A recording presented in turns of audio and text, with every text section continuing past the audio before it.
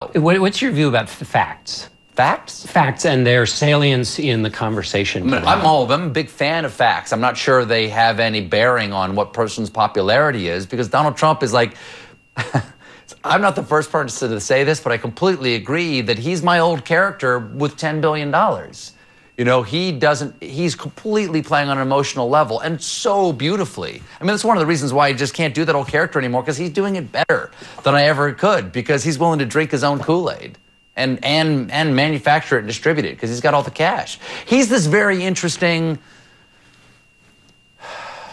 like Frankenstein of the idea that facts don't matter and only money does, because if money is speech, he's got a $10 billion mouth, and it doesn't have to spend any of it, because everyone will point a camera at him. Before you started the show, you said you were just hoping he would stay in the race long enough for you to start the show. I really didn't think he'd be doing this well, because I don't really know anything about politics. I mean, as a spoiler, I just pretended for years to know something about it. I know something about human behavior, because I'm really just an actor and a writer. But you also have a big heart, and you want good stuff to come out of the process. Oh yeah, no joke for Donald Trump or anything, or no joke for any individual candidate is worth, means more to me than what I think is best for the country. If the process looks cynical to you, as it sometimes can, do you ever think like, hey, maybe we can reintroduce people to like what's good about this? I respect people who are politically engaged, because so few people are, and whatever candidate they support, I respect that.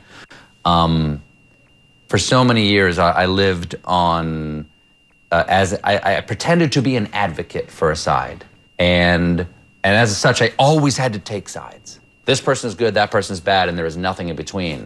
I think that area in between is where most people live, but we're asked to go in one direction or the other, mostly so one side or the other can raise money, or one side or the other doesn't have to necessarily explain themselves, and it can be purely on an emotional appeal. But boy, it would be lovely if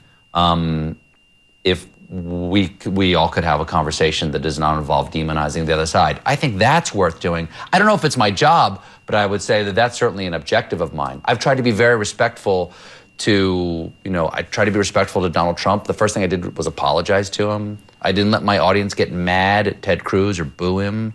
I wanted Kasich to have a good time. I hope all the candidates will come on. Well, there sounded like there was a little bit of Trump respect in you for his ability to channel the populist. Well, I mean, I have respect for Trump for knowing who the real audience is. That if you really want to win, you've got to get the people. The people get to make the call, especially now, because the parties are so beholden to big money that the party apparatus itself has been dismantled in favor of just cash. And so there aren't, wise old people who get to make the call, because that's been farmed out to super PACs, which don't seem to be that powerful themselves, really. But in giving the power over to those super PACs, they've actually completely defanged the party themselves. That's why you can't stop a Trump. I mean, that's a real blowback to the idea that we're going to take power away from the party and just give it to cash.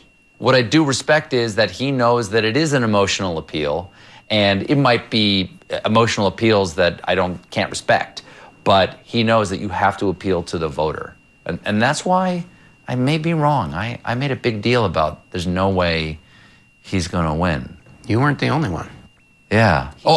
Again, I don't know anything about politics. Yeah, but you do know about the country. You have a sense of where the country is. You have a sense, and I wonder how you get that now. I mean, what that's one of the reasons I stopped the old show, is that I had a sense where the country is. I think people, I think people don't really want constant divisiveness. I really don't think they want that, and that's what I was aping. And I thought, I can't drink that cup anymore, because I don't think people really want to hear it.